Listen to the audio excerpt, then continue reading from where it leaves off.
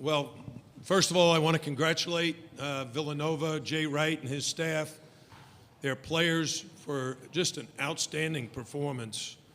They've been playing great in the NCAA tournament and throughout this season. Normally, if I look at a stat sheet and we've shot 53% from the field, 58% from three, I think we probably won the game. But you look at their stats, 62% from the field, 66% from three, and 95% from the foul line. They're just an incredible offensive team. We had no way to stop them. We couldn't put any defensive stops together, and the credit goes to Jay and the game plan they had and the way they've played throughout the season. Thank you, Coach. Let's open it up for questions for Sheldon and Angel, please. And remember, raise your hand. We'll get a microphone to you.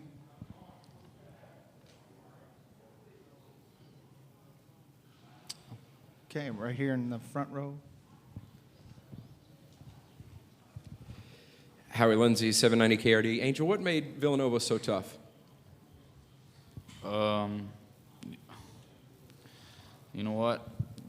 I don't even know what to think about right now. They shot great percentages. We did, but I feel like at the end of the day, they outplayed us. Every loose ball, they got to it first, and you know, they got off to a great start. We seemed to make a comeback, but overall, they just outplayed us. And at this point in the season, I think, you know, whoever wants it more is going to win, because everybody's very, very talented and basically, you know, at the same level. But they wanted it more, I guess, because they outplayed us. Thanks, Angel. More questions for the Miami student athletes? If not, we'll let them go back. Okay, over here in the left side corner.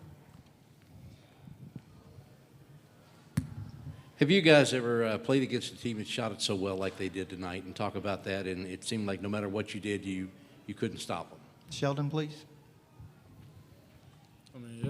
We played against, we're in the ACC, so we play against great teams like that all the time. So it was a bit of a surprise they came out on fire like that, and we dug ourselves a hole in the first half. Every time we made a run, they seemed to get those timely baskets.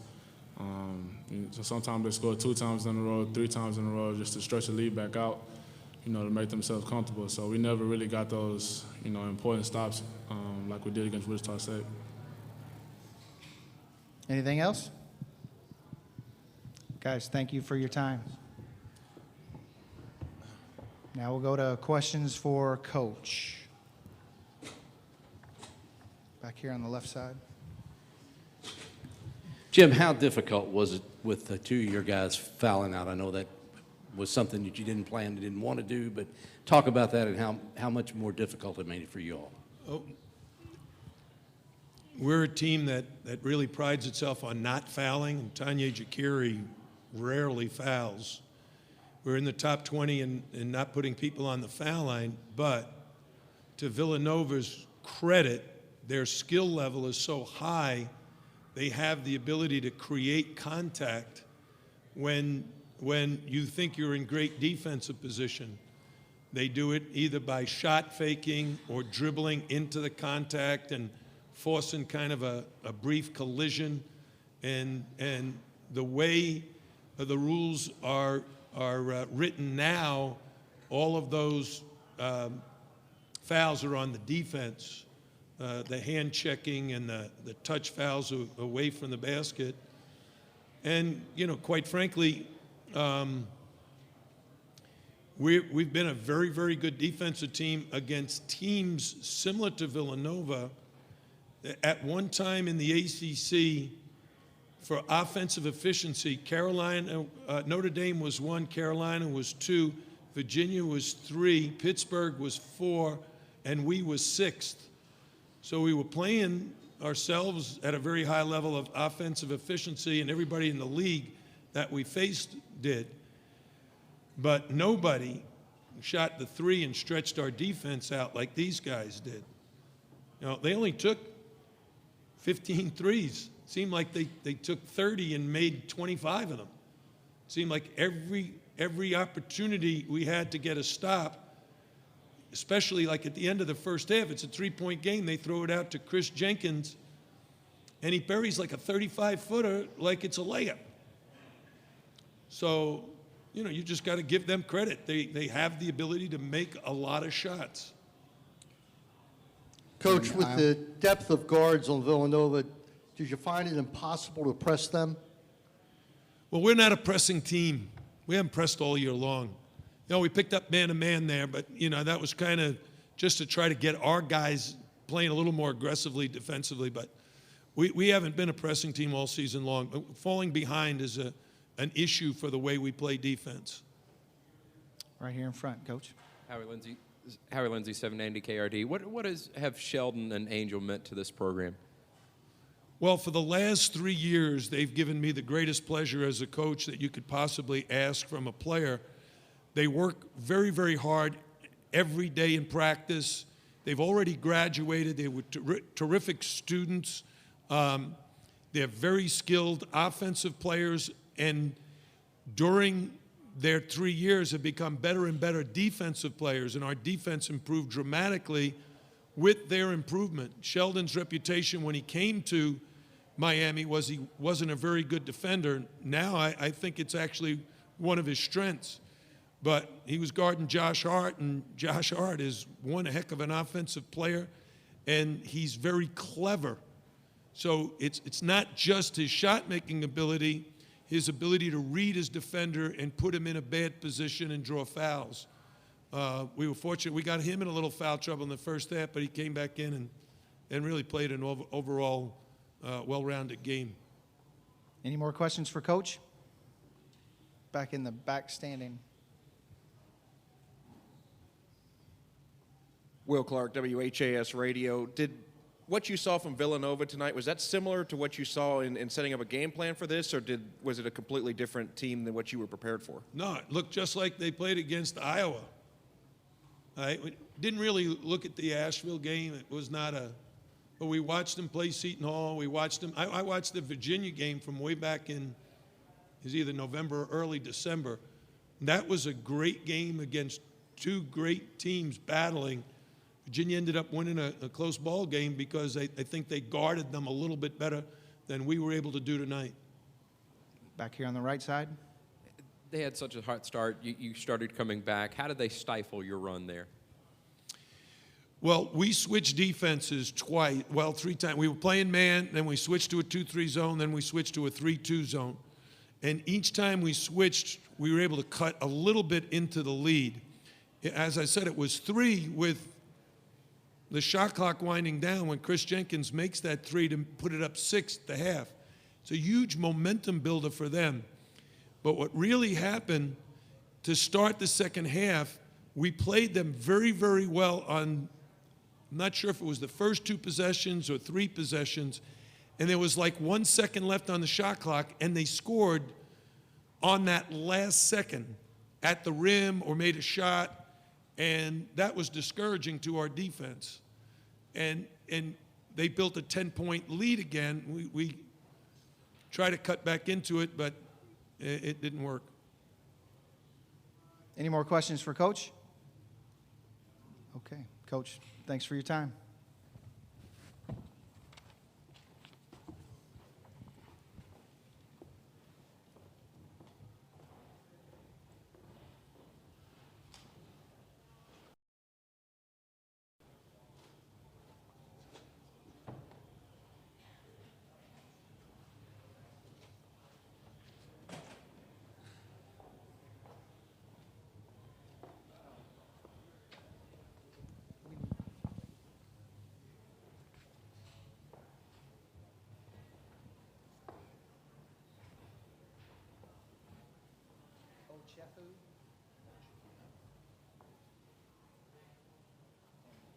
Archie Docino. Ryan. No, they'll be in just a minute. Yep.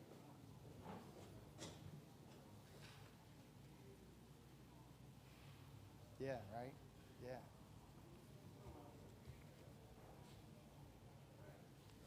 Yeah. Wildcats are on their way up to the dais here in the interview room.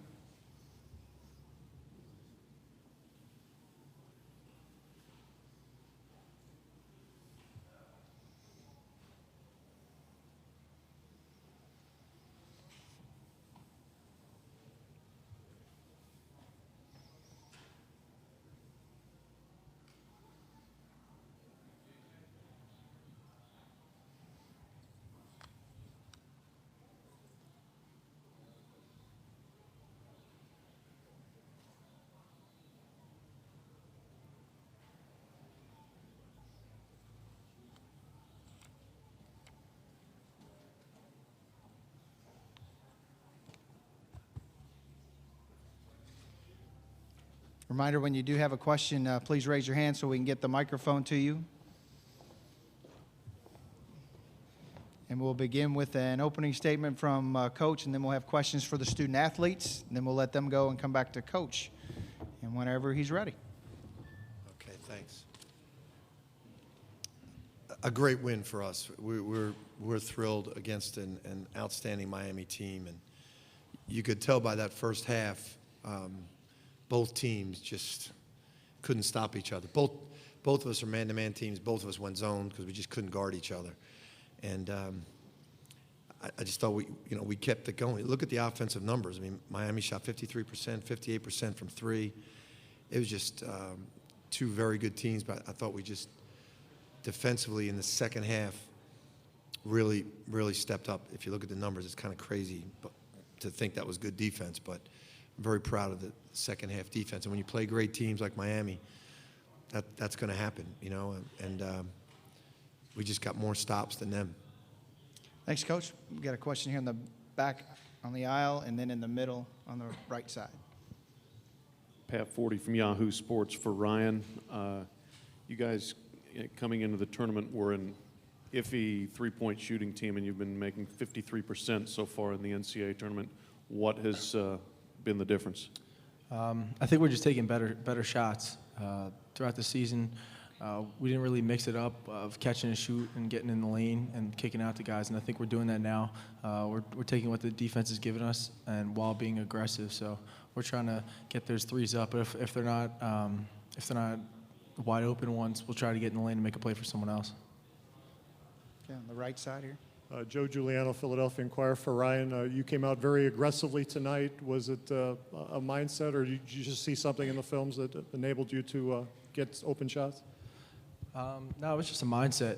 I wanted to be aggressive from the start, and we did a great baseline out of bounds play to get me going, and then I just was being aggressive for plays that were called for me, and just read the defense, and I think I was making the right play at that time. On the right side still. Mike Kern, Daily News, Philadelphia. Ryan, you said this is your team. I mean, the coach has said it, your teammates have said it. Did you feel in this kind of a game that maybe that was your role tonight, was to get everyone else going? Yeah, for sure. I think, like I said before, I wanted to be aggressive, and whether that's making plays for someone else or catching and shoot and making plays for myself, I wanted to try to set the tone on the defensive end, but on the offensive end, I found myself getting some open looks and getting to the free throw line, and a couple of the plays that I was able to go to the foul line were from turnovers that Mikhail got on, dove on a loose ball. So I just have to credit my teammates for finding me in the open position. Left side, middle row. George Willis, New York Post. Ryan, were you in some sort of discomfort at halftime? You came out long after your team had hit the floor and seemed to be walking a little gingerly. No, I was fine. I think there was a loose ball in the first half where I just fell and just landed on a bone on my back, and the training staff was doing something with it. So I was fine. I was just getting a little, put a heating pad on it, but I felt fine after that. Stay on the left side in the front here. Howie Lindsay, 790 KRD. For Daniel, they start coming back right near halftime. What was it that you all did to stifle that and then to start the second half hot? We just got on each other. We had a lot of defensive lapses, and we had some bad offensive possession that led to turnovers. And they got, I think, 3 threes in transition. And in the huddle, we just all got on each other, just refocused, and just got back to what we were doing. Right side. Daniel, the first play of the second half, you came down and you were limping. What happened there? Were you nervous about it, and how did you end up feeling so good after? I mean, I just tweaked it a little bit on my ankle, and I wasn't that nervous really. I knew I was going to get going, and my teammates and coaches were just talking to me as I was trying to get back going. So I knew as soon as the adrenaline started rushing, I'll be good. Just a little tweak, nothing serious. Left side. Greg Mengel, CNHI. You guys had 4 guys with at least 14 points. Just talk a little bit about the balance and what kind of team that makes you. Ryan, then Daniel. I think it just makes teams have to deal with a lot of guys and they can't key on one person. We're honestly just reading the defense. It's not we're not trying to have one person go off. And we read the defense today and we made plays for each other. And I think we all were catching and shooting, making the right decision. I mean, when guys have offensive games like today, it doesn't really surprise us because we have a lot of talented offensive players. But I think guys stepping up on the defensive end, getting those turnovers, getting easy buckets in transition, making them grind a little more on defense was definitely big for us. More questions for the Villanova student athletes? Guys, congratulations. Thank you. Thanks for your time.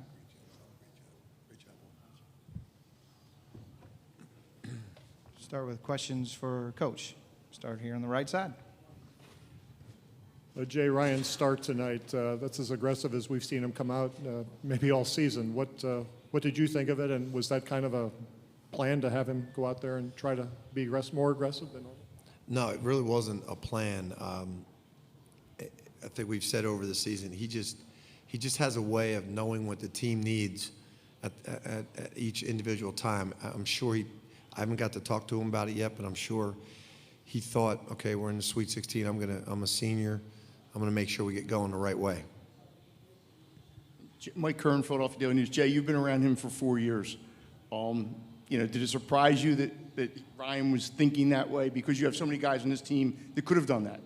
Yeah, it did not surprise me. And we've seen this at Villanova. There's just times when he starts doing it and getting it going.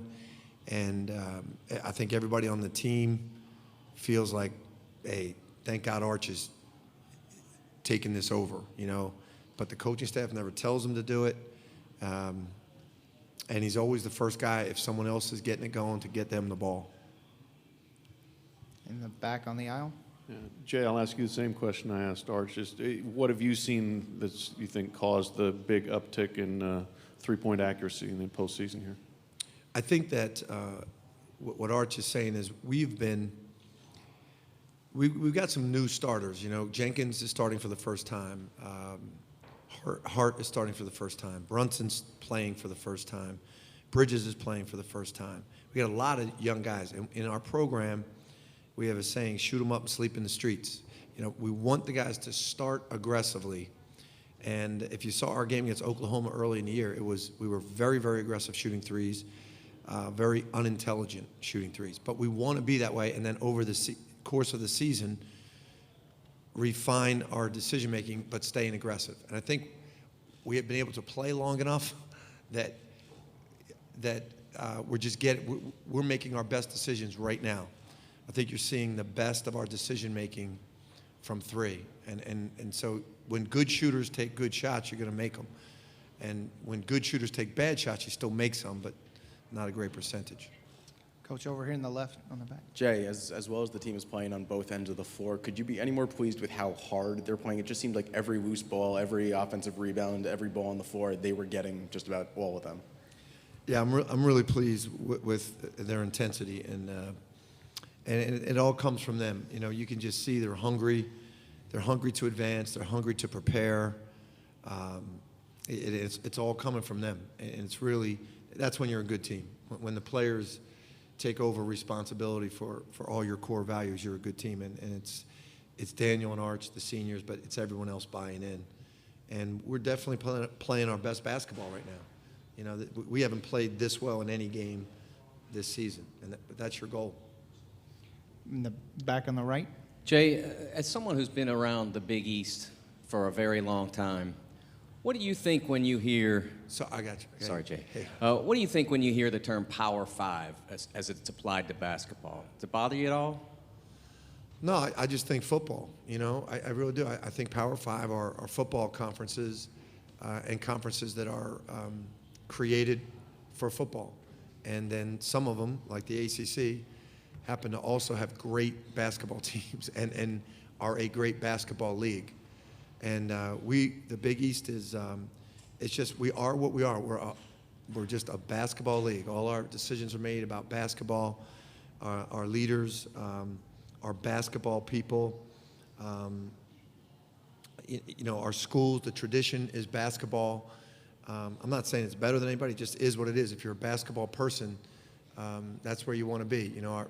Our commissioner's Val Ackerman, she's a basketball person. Stu Jackson's right here, basketball. It's pure basketball. It's for basketball purists. Thanks, Coach. Now here in the middle, then we'll go to the back again. Bob Ford, Philadelphia Inquirer. Jay, Chris Jenkins, he really sort of started this run maybe a week and a half, 2 weeks left in the regular season. You've always said he was the best, or if not the best, among the best pure shooters on your team. Have you guys found him more? Has he made himself more available? Have the games just gone toward him? And what exactly is his range? Really what's happened is he was overweight, and he really cut a lot of weight, but he had always played as an overweight player, out of shape player. And last year he cut weight, but he still didn't know how to play like a finely conditioned player. About halfway through this year, so we always would have to take him out because he would be tired or just not playing with a lot of energy. About halfway through this year, he really found his stamina, he found his stride, and he played defense consistently, rebounded consistently, so we could keep him on the floor, and he's a great scorer. If you keep a great scorer on the floor for 35 minutes, which he played tonight, he didn't used to be capable of that. He's going to get numbers, and that's what you see him doing. And he does have tremendous range. I don't like a couple of those that he took. He's the most confident offensive player. Scotty Reynolds was like that.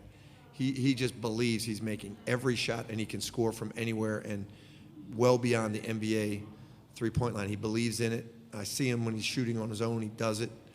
And he does have extraordinary range. Okay, we're going to go three more. We're starting here, then the back, and then in the middle. You just gave us a flashback with Scotty Reynolds, by the way. But, all right, so shoot 'em up, sleep in the streets. Where did that come from, and what is it meant to convey? I think it came from a guy that played for I read a book about a guy that played for the Buffalo Braves. It was either Kevin, help me here, guys. It was either Kevin Reardon, it was either Reardon, Mike Reardon. It might have been Mike Reardon. He had that. I just read a book, and he said that, and he was a great shooter. And the concept is, to be a great shooter, you have to be willing to keep shooting, even on a night when if you don't make them, no one's going to let you come into their house. They're going to make you sleep in the streets. You were so bad. You can't fear. If you're going to be a great shooter, you can't fear sleeping in the streets. And we talk about that all the time. But then we want them to start with that confidence, but then learn how to be the intelligent basketball player and make good decisions. Okay, last two. We'll start in the back and then right here in the middle. Coach, Will Clark, WHAS Radio. Obviously, your Elite Eight opponent is being determined as we speak, but is there a preference between either Kansas or Maryland you'd like to see? No, neither of them really would be nice. A lesser talented and well-coached team would be good. We have no ego with that. We would just want to advance. We scrimmaged Maryland early in this season, and we played Kansas or a year or two ago in the Bahamas. And it's funny, we played Iowa in the Bahamas too, and a lot of those guys are still on the team, and they were young. They were a really young team. Now those guys have grown up and they're really good. So we'll take what we get. Just happy to be here. Okay, last one. Michael Presti, NCAA.com. Jay, there's probably no such thing as an undriven team in the Sweet 16. Right. But what can past disappointment put into a team and drive it? And are we seeing some of that right now in the last couple of weeks? I think you see in our seniors and juniors, I really don't think they look at those last 2 years as disappointment. We've really tried not to make it disappointment to them. We lost to Connecticut, who was the national champion, and we lost to a very, very talented NC State team who who had won at Louisville, at Carolina, beaten Duke, and we played good games in both of those games. We just got beat, and we made sure those guys didn't ever look at that as a disappointment. We were proud of them, and we wanted them to be proud of themselves. I think what you're seeing is a team that's learned a lot from those games, and that is experienced. You know, they've been there twice. They've lost. They don't fear it. They don't fear losing in the second round. They don't fear losing in the Sweet 16. They just are driven to advance, and I think having no fear is what we're seeing. Great. Thanks for your Thank time. you, guys. Thanks, guys.